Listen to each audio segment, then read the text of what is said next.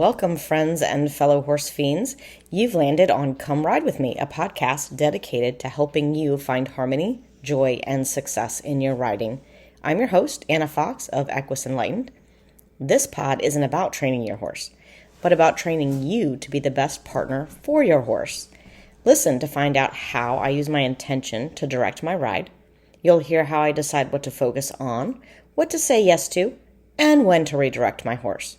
You'll see how not getting frustrated or overwhelmed is the easiest path to sanity and harmony. So, what are you waiting for? Come ride with me. Hey there, horse fiends. Sorry, I've been on a little bit of a hiatus. Life just got crazy. And so I thought maybe I should dedicate this episode to the wonderful Dr. Sarah, who is a time management expert and was part of a business mastermind class that I did with Karen Rolfe. Because Dr. Sarah, I realized that my planning, my pre-planning, and my post-planning for actually having to record a podcast when life got crazy was not good enough. One of the things Dr. Sarah taught us was that we should plan for events, like plan to prepare for them, plan for the actual time of the event, then plan for the cleanup or whatever comes after. And I simply did not do that. So I'm sorry, and my planning will get better in the future. In the meantime, I hope you enjoy this episode. I will link Dr. Sarah's website and her True Focus coaching, which is fabulous, in the show notes. So if you're interested in some time management skills, you can go check it out. And I'm not doing a riding episode this week because I'm just behind. I spent last weekend out of town with the family at the Army-Navy football game. And before that, the kids were sick. So it's been a crazy couple weeks, but I am going to get back on track. This is going to be the bonus episode to the last riding episode, which was Playful Transitions and the yo-yo game. So if you haven't listened to that yet, you might want to go back and do it so you have some idea of what I'm talking about as we go through this episode. The Playful Transitions episode is also available on YouTube to actually watch the video of me riding while I was doing it. I will put that link in the show notes for you. Before we get into it, I want to acknowledge all of the amazing horsemen that have paved the way before me. And when I talk about these concepts, games, techniques, I did not invent them, right? Most of them I've learned from someone along the way, and I've adapted them to work best for me and the horse I'm with in the moment. You'll frequently hear me refer to Karen Rolfe's teachings. Karen is one of my favorite teachers, and she's a wonderful mentor. Her program, Dressage Naturally, has its own video classroom where you can learn all about these concepts that you'll hear me refer to. You'll see Karen riding her own horses. You'll see her teaching students. It has everything from groundwork to piaffe passage. I have a study group that allows you access to the classroom, plus you get in the study group with other like-minded people, and we can talk about the concepts there. If you're interested, I will put the link to that in the show notes, and I'll also link Karen's classroom directly because she does a free 1-week trial of her classroom. You'll also hear me talk about some of the Pirelli games because I think they are very useful. And I've got lots of quotes from the amazing Major Jeremy Beal. One of my favorite new teachers is Kim Hallen, who's the author of a book called Horse Wisdom. If you haven't read that book yet, you should. It talks about, yes, horse wisdom, but it talks about it in the perspective of the human existence and what we could learn from horses. It's a quick read. It's a great little book. Kim also has a YouTube channel and her own website. So if you hear something and you're wondering more about it, just look her up. She's amazing. I'm not trying to reinvent the wheel. but I'm giving you my perspective on all of these people's ideas while throwing in some of my own. And I remember many times hearing something from one teacher that I knew I had heard from another, but that one time it finally clicked. Like I heard it and I was like, oh, that's what Major Beale's been trying to tell me all these years. Sometimes we just need to hear things in a different way, or we just need to be in a place where we're ready to hear it and understand it. And there's a famous Buddhist quote that says, when the student is ready, the teacher will appear.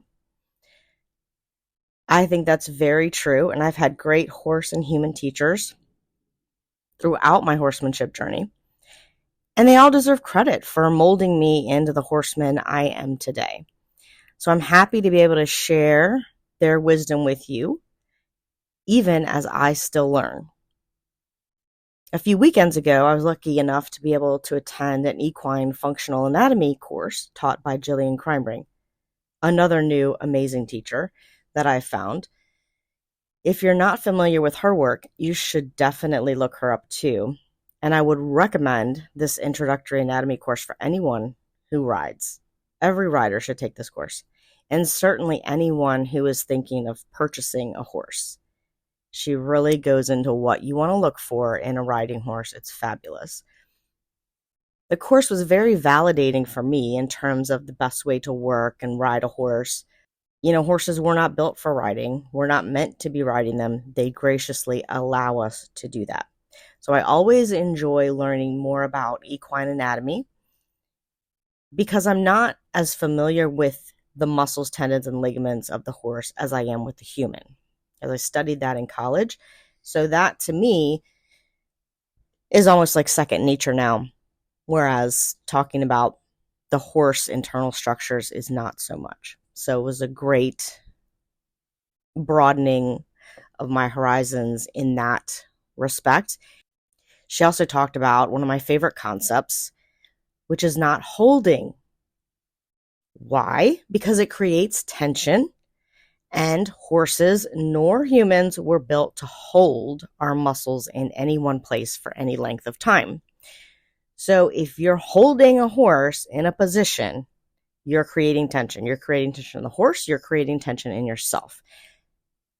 And the base of the training pyramid, the training scale, is relaxation. And you can't have that when you're holding tension.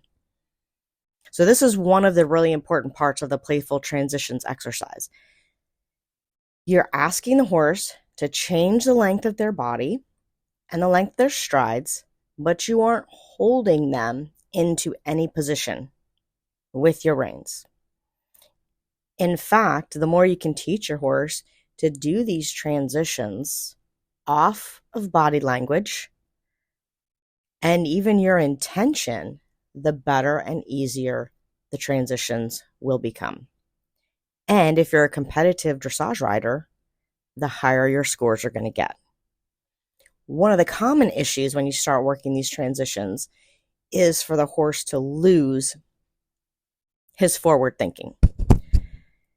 Yes, this is basically a loss of impulsion, but I find that people will usually mistake that term or the phrase more forward by going too fast and pushing the horse past the horse's comfort zone and out of their point of balance. So instead, I like to use the idea of the horse thinking that they can still go forward and the idea of potential energy, because that's really what you're looking for with impulsion and a freely forward horse, is that they have the potential to do the next thing. So in the beginning, when you are most likely to still be using your reins for help, it's very easy to lose that forward thought from your horse. As my German coach would always say, don't worry, don't worry. You can simply allow the horse to stretch out again to the point where they do feel comfortable and think forward. You can also slow it down for a moment and show the horse what you want. Give them the opportunity to feel it out in that slower space, and then ask them to stretch again. This helps the horse to mentally process what you are asking and keeps them from building tension and trying to hold a position. Remember, relaxation is the key to everything, and we want the horses to make these movement patterns part of their natural way of going, not simply something that we are holding them into. Another thing that Jillian talked about during the functional anatomy course was how people think that if they have their horses pole up or the horses pole high, that they must be in correct collection. But for this to actually be the case, the pole must be the highest point of the horse and lifted pointing towards the sky. So if the horse's head is parallel to the sky, the pole is not the highest point. Their forehead's going to be the highest point, and it's also going to be pointed towards the sky. You don't see that a lot in the dressage world. You do see it more in like the saddle seat world. A horse who has his neck high, but his head pulled in with the chin sort of pointing towards the chest is also not pole high. The pole will be pointing more downward at an angle rather than thinking straight up. And another thing my German coach used to always say was pretend there's a string from your belly button up to the sky. And also think of the horse as a puppet, like a marionette, where there's a string at the pole and a string at the wither, and it's lifting the horse up to the sky with your belly button. And that's creating this nice arc, which we'll talk about in a little bit because Jillian talked about that and how arcs are strong and angles are weak. So if the horse's head is pulled down and you have that angle from the pole into the ground, that's a weakness. We want to think about that posture that your horse will naturally get when you see them sort of playing out in the field, doing their passage trot or their nice collected canter when they're playing with their friends. Like they get archy, and that's a position of strength. And I'm sure that we all learned about that in geometry, right? That arcs are strong, angles are weak. Imagine a bridge that was full of angles. Not only would it not be very strong, but it wouldn't be very easy to drive over. You want your horse to feel like a beautifully arched bridge, or something we commonly see, right, is the bed of an empty flat bed 18-wheeler, right, that hauls something heavy and it's got that nice arch to it. That's how you want to think about your horse's back as you're riding and as they're working. So as you're building your horse's strength, it's important to work within their full range of motion. So in that most stretched out posture, all the way to that most collected posture. And obviously, the most collected posture will come as time goes on and as they learn more and they build strength. But you can start to work a little bit, like, one step here. They do it out in the field. They could do it for a moment with you on their back as well. And then we let it out again. And this is how we start to build strength. I talked about that in the last episode, and I made reference to how I learned the importance of this type of exercise in my studies about human strength and conditioning in college. We really want to make sure that the whole length of the muscle is strong, not just the very middle, and certainly not one end or the other, because then things aren't balanced. So as you work these transitions and this yo-yo exercise, you want to pay attention to where in the exercise your horse struggles. Notice, is it when you start the transition? At the end, as you're coming out of the transition? Or maybe in the middle, like they get into it okay, but then it's like, I can't. And then, they fall out of it or something like that. So where is the place where the horse has the bobble and goes, I don't know if I can do this? Be conscious to work on the edges of those difficult parts rather than just blowing through them or always working in the difficult place. Because if the horse is really struggling with it, pounding them in that space is not going to help them learn. They're going to get tired quickly, and then they're not going to be able to learn. Their muscles aren't going to get stronger. They're going to be doing a whole lot of compensations. So as you're working it, when you think, I felt a bobble there, let me half halt and kick my horse on, instead notice, if I make this half halt, does it rebalance my horse? Does it relax my horse so they can come out the other side of the half halt even better? Or has it caused them, the horse, or you, to now be holding something? Because if you're holding the position for fear of losing it, then that takes us back to the episode about fear-based thinking. Know that you will lose a position. You're always going to lose the position. This is a dynamic thing. Horses are moving, we're moving, but we need to make it a game to see how quickly we can recover that position. When runners are racing, sometimes they lose their footing. Sometimes they have a bobble. They don't hold themselves in the perfect position for the entirety of their race because it would slow them down. So they run, and when something happens, when a bobble happens, they fix it and get back into their stride.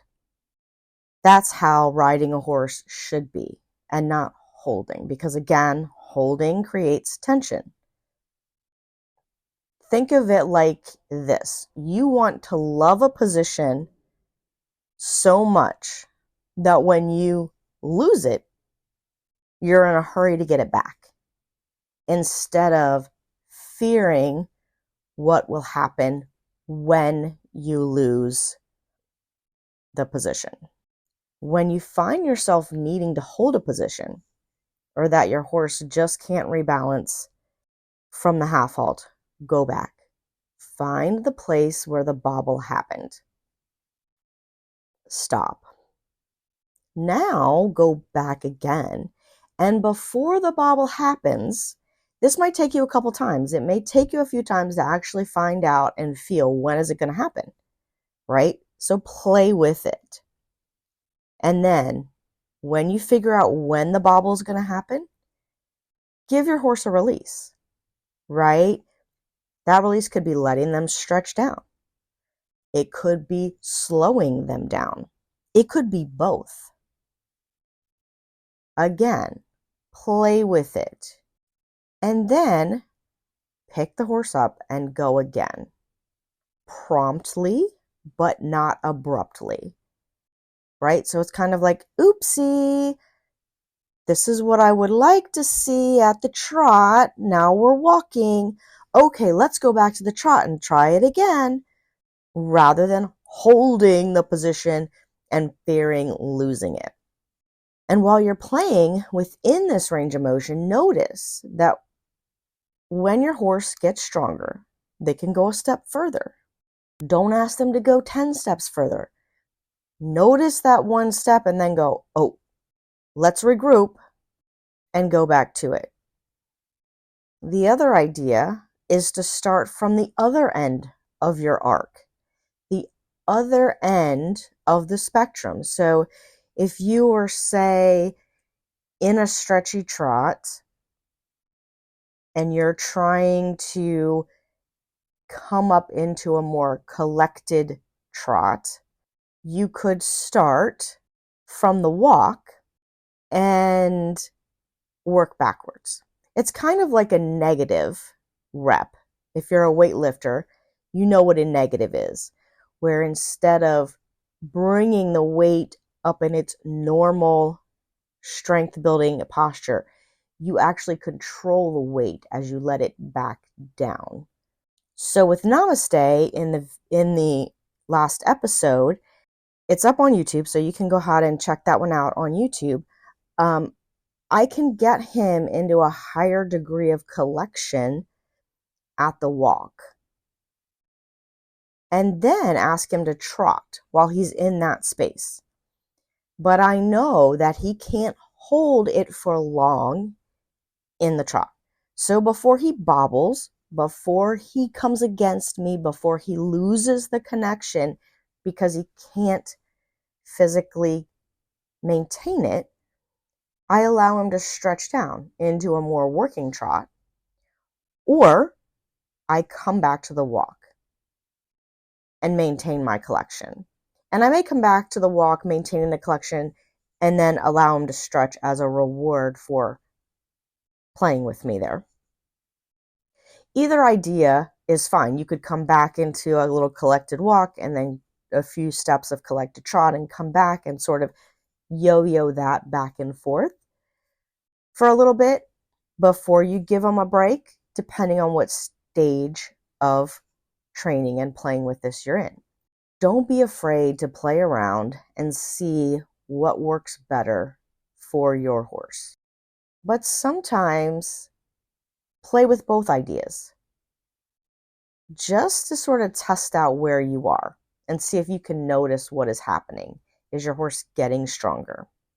Another exercise you can think about when you're working within the full range of motion is working your circles from the outside in and the inside out. And this goes beyond just spiral in and spiral out. You'll see if you watch the video of the Playful Transitions episode, which is up on YouTube, and I will link it in the show notes, I use the smaller circle and a little more collected posture to get a canter transition. And then I allow Namaste to make the circle bigger, get longer in his posture, because I know that he can't hold that collected posture very long. I can also do the same thing where I start on a bigger circle, I spiral it in until he can't, or until it's hard for him, right? Until I feel like it's hard for him. And then I have the option, I have many options, but I could spiral out, making the circle bigger, making his frame longer again. Or I could come in and make like a really beautiful transition to walk right in there. And then try to make a canter transition from that more collected walk. And then again, allow my circle to go out. So that's sort of an advancement of spiral in, spiral out. That's a great way to work within the full range of motion. This can also be a fantastic way to teach a horse to stretch at the walk and then the other gaits if they've not been taught to stretch before. They've not been taught to find what Karen would call that sweet spot. They've always sort of had their head held down. Then you can use this negative approach to teach them how to stretch. If they're used to the contact and being held, start there and then play around with the horse's posture until you feel them want to relax. And when you have that feeling, allow them to stretch a bit. Throw them away, let them stretch as far as they will. And then when they bobble, they come out of that stretch again because they're not comfortable there. You go back to it and you ask again. Again, promptly, but not abruptly. There's not a punishment for them not being able to hold. I shouldn't say hold, right? There's not a punishment for them not being able to maintain that posture because they've not been taught it before. It's just an oopsie. Can we get back to it? Usually a few steps of haunches out is effective here in helping the horse want to relax.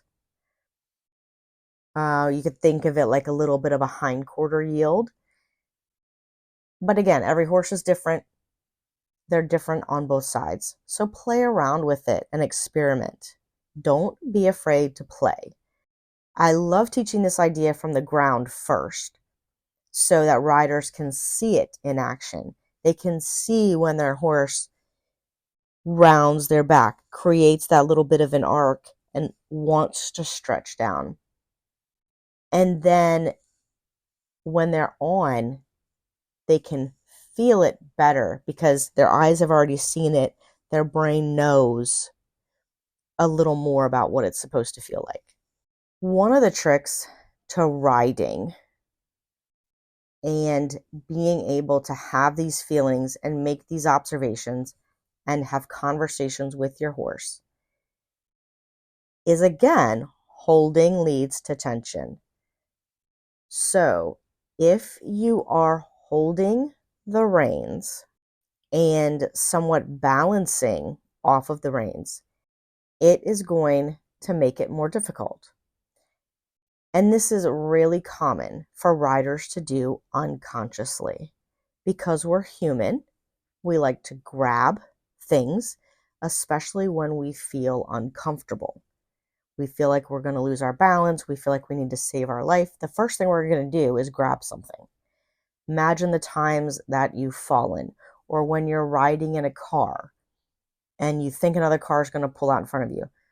The first thing people normally do, put a hand out, right? We always want to grab. So our brain creates these movement patterns around saving our lives, right? And we all know that riding a horse can sometimes be dangerous. Something could happen. So sometimes these movement patterns are established in us when we first learn to ride, and they're not conscious. If somebody hasn't taken the time to really teach us our balance, really get into the rider biomechanics, really get you comfortable with your center of balance and how you can maintain that while sitting on a moving horse, it's very easy to get into a movement pattern that has you holding the reins or grabbing the reins at certain points. And that's just going to interfere with what the horse is doing. One, because it's another form of communication, but also depending on the pressure or the abruptness with which it's applied or whatever, the mouth is an emotional place for a horse. That's a very sensitive area. So you're creating an emotional response every time you use the rein, which is going to, at least in some way, override the physical things that you're trying to do with your horse. And then sometimes these movement patterns that we've developed will change because we'll have a fall or a bad spook, and our brain will change the movement pattern. Oh, we have to do this because that's what saved our life. Thank your brain for doing this because it's what saves your life on a daily basis. However, it can be problematic when you're riding, and you just need to be aware of it and really focus on your own balance. And that's why doing these exercises where you're letting the reins out and then you're having to bring the reins back and you're going back and forth is teaching a rider as much about their own balance as it's teaching a horse about their balance. As a rider, if you are holding the reins, holding with your legs, holding tension anywhere in your body, it is going to lessen your opportunity to feel. So again, really important to think about and be aware of your movement patterns. One of the most common ones is what one of my teachers used to call skiing off the right rein. Most humans are right-handed. They use the right rein as a balancing rein, and then they sort of turn the hip, collapse the rib cage on the right side. That is just a movement pattern that your brain has designed and has said, oh, this is going to save my life. In an emergency, this is going to save my life. Interestingly, I had a student who we've been going through some of this stuff, and she has a horse that will occasionally spook, and she's had some falls and is a little uncomfortable in certain situations. A few weeks ago, she had a spook like that. And, she really had this way of feeling about it. Like, this is what I need to do. I need to, ride this certain way. And as we started working through her lesson, she started to realize, oh, wait, when the spook happened, my body did this thing, and I almost came off to the other side. And then it became clear to her that, oh, this thing, where hiking my right leg up and collapsing my right side and pulling the right rein, she was able, through what we've been doing, to notice that happened.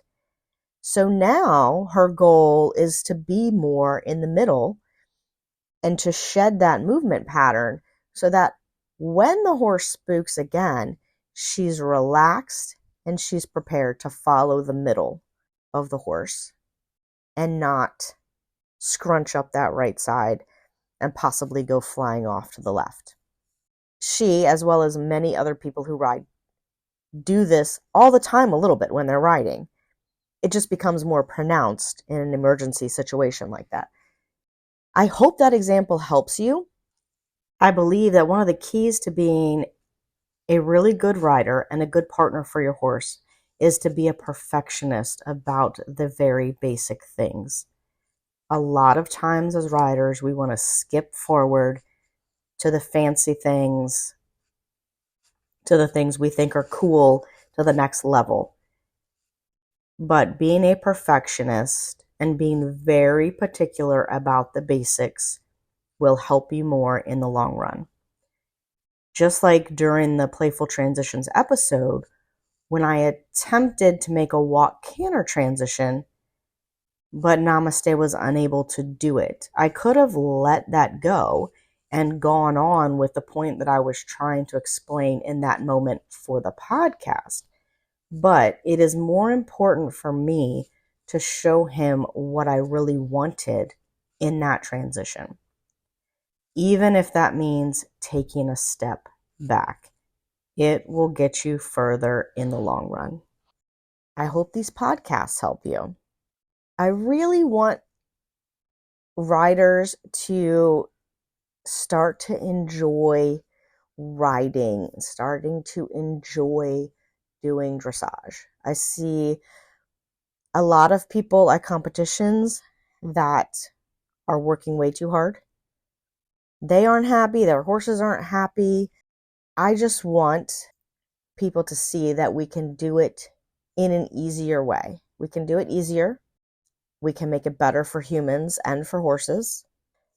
I hope that you will reach out to me if you have any questions or if you have any comments, suggestions on things that you want to hear about. I love your feedback. Happy riding, and I'll talk to you next time. My goal is to demonstrate to riders that we don't have to do something every second of a ride. We don't have to do things a certain way or at a certain time.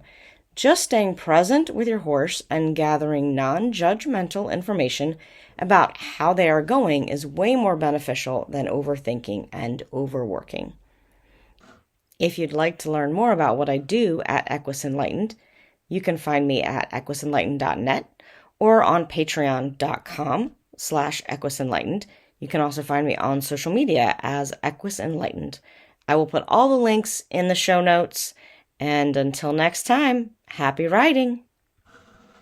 Oh, before you go, please remember to rate, review, and share this pod so others can find it.